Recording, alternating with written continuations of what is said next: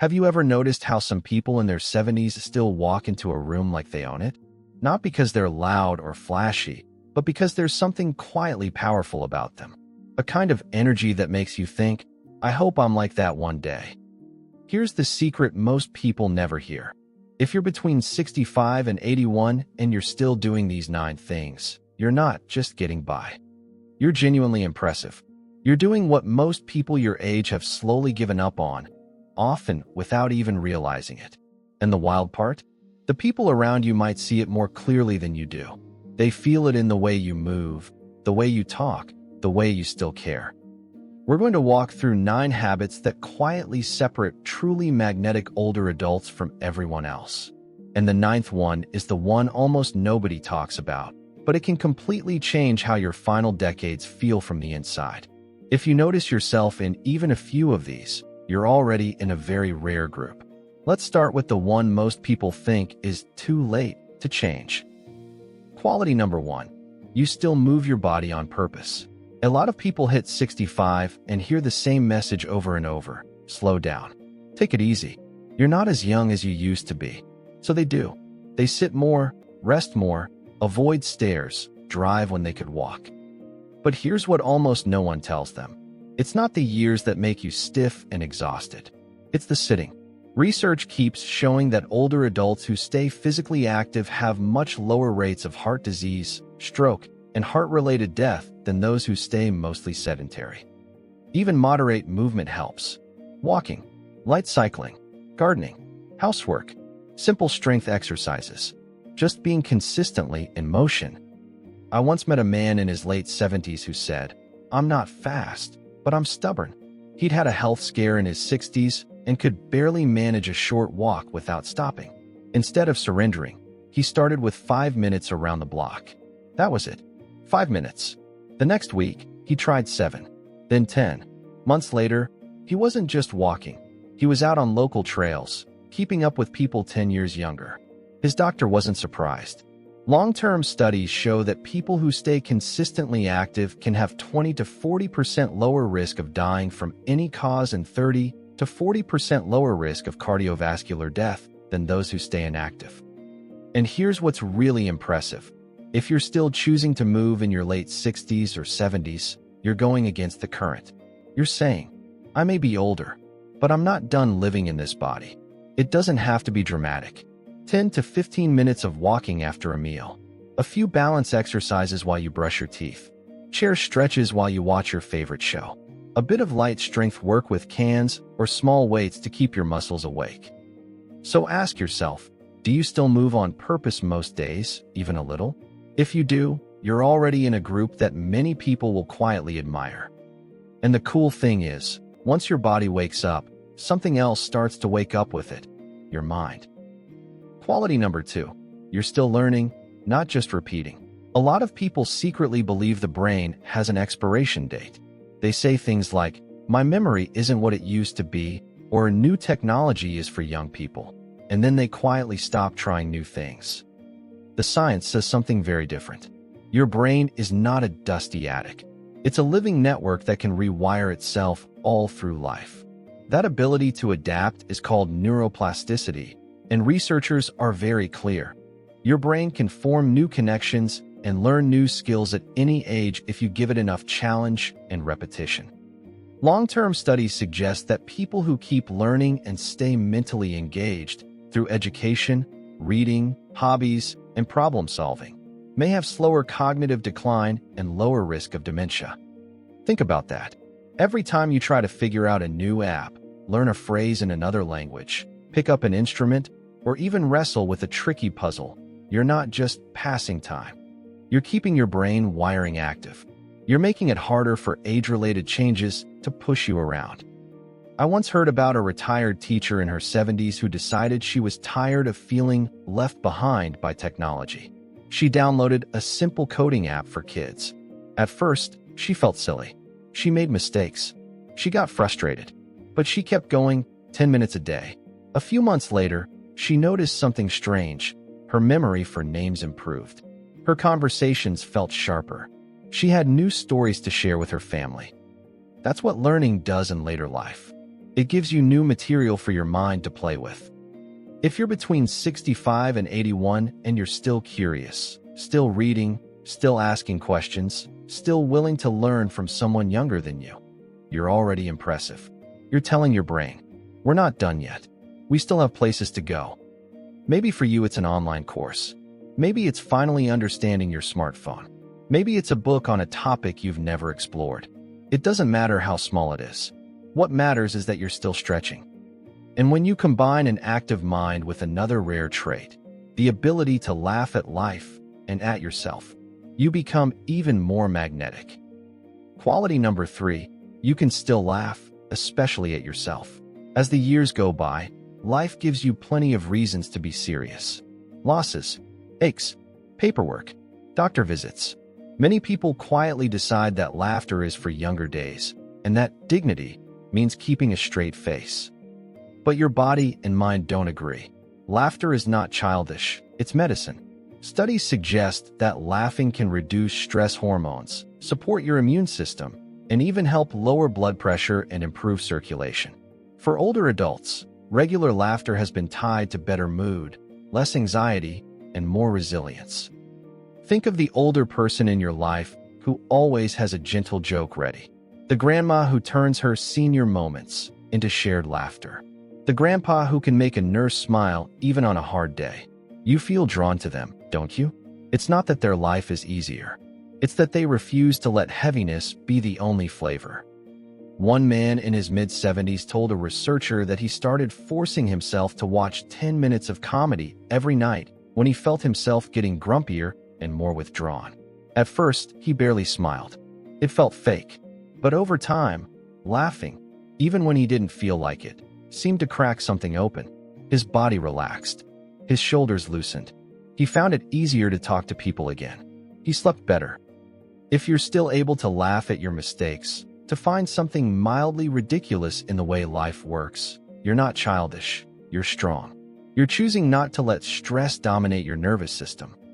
Simple ideas. Watch a clip from an old comedy you used to love. Share a funny story from years ago with a grandchild.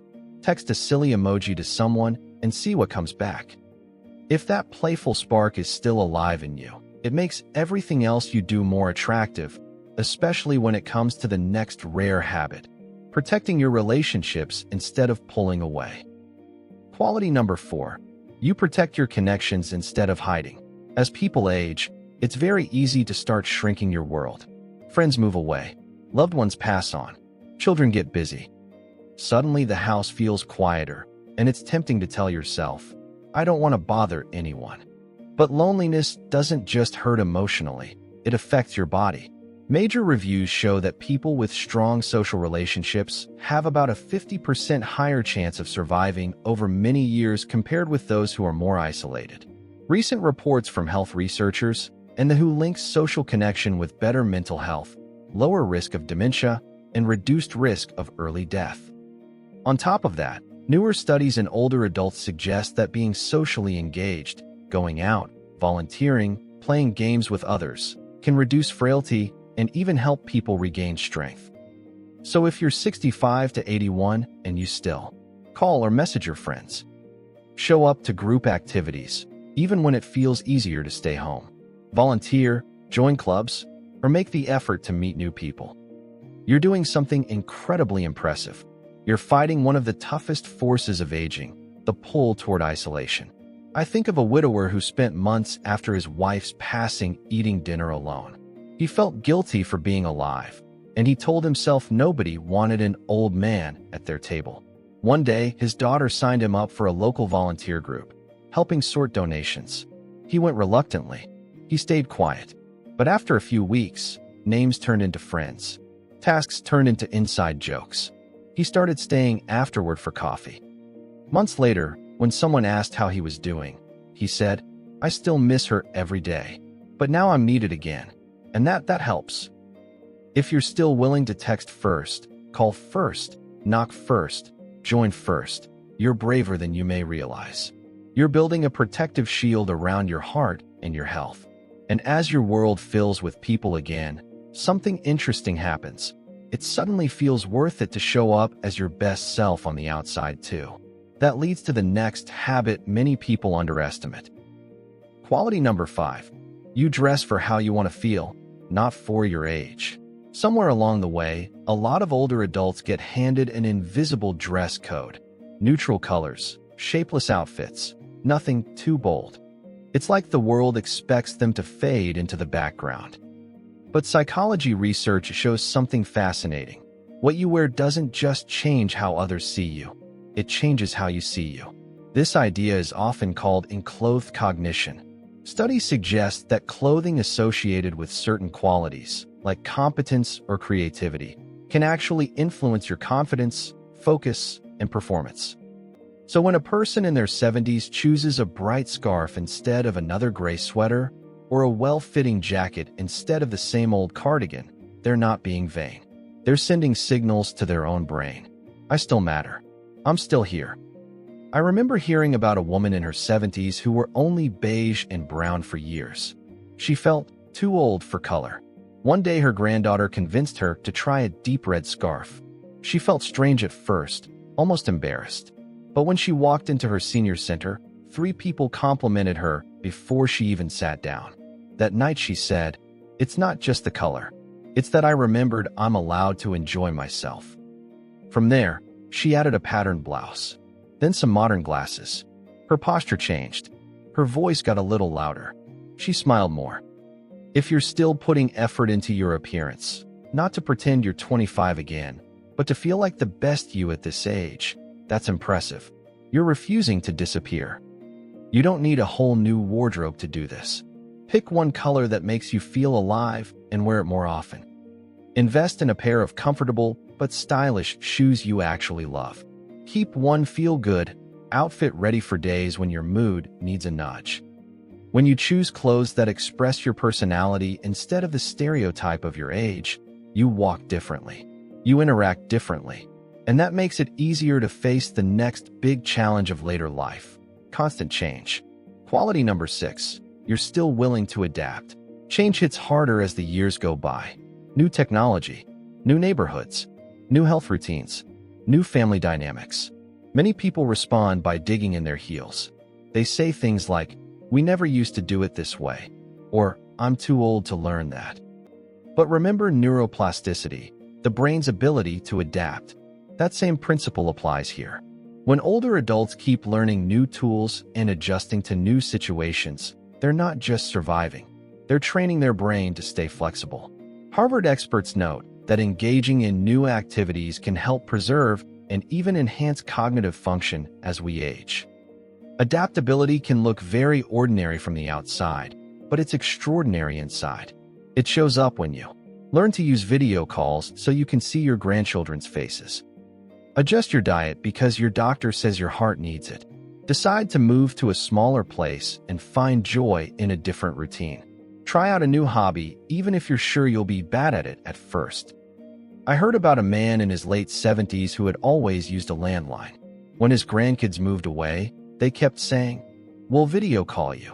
He kept saying, "I don't know how." One day, his youngest granddaughter looked him in the eyes and said, "Grandpa, I want to see you when I talk to you." That was enough. He let his son teach him, step by step. The first few calls were clumsy. He held the phone too close. He pressed the wrong buttons. But after a while, he got it. One day, he was the one who pressed the button first. He later said, "I thought I was too old to keep up. Turns out I just needed to care enough to try." If you're still willing to be a beginner at something, at 70, 75, 80, that's not just impressive, it's heroic. You're showing your brain, your family, and yourself that you're still in motion. And when you combine adaptability with something even more powerful, real passion and purpose, you become almost impossible to ignore. Quality number 7. You still have passions, not just appointments. Many people reach retirement and think, "Now I'll finally rest." Rest is important, yes. But when rest turns into long, empty days, something deeper starts to fade: your sense of why you're still here. Research on purpose in life shows that older adults who feel their life still has direction tend to have fewer chronic conditions, less disability, and lower risk of death than those who feel aimless. Some newer findings even link a strong sense of purpose with lower risk of cognitive impairment, including dementia. That purpose doesn't have to be a career or a big mission. It can be tending a garden, painting or music, helping at a food pantry, caring for a pet, mentoring younger people, showing up every week to a group where your presence matters. If you're 65 to 81 and you still wake up with things you're genuinely looking forward to, even small things, you're doing something remarkable. You're refusing to let your days be defined only by pills, paperwork, and appointments. I think of a retired engineer who felt completely lost after he stopped working. He tried television and long naps, but it just made him feel older. One day, he picked up some inexpensive paint and canvases just to see. He was terrible at first, but he kept going, doing a little each afternoon. Months later, his house was covered in paintings. Were they masterpieces? No, but he was alive again. He started joining local art shows, not to win, but to be around others who were creating. He said, "I thought purpose ended when I turned in my office keys. Turns out, I just had to move it to another room." If you're still tending your passions, or brave enough to start new ones, you're more impressive than you know. You're proving that life can expand, not just shrink, after 65. But there's another layer to this. Passion and purpose are powerful, but they're hard to enjoy if your inner world is full of constant, unspoken stress. That's why this next habit is so rare and so vital. Quality number 8. You take your emotional health seriously. Many older adults grew up in a time when feelings weren't really discussed. You kept your worries to yourself. You pushed through grief. You didn't talk about anxiety or sadness. You just managed. But we now know that unprocessed stress isn't harmless. It shows up in your body.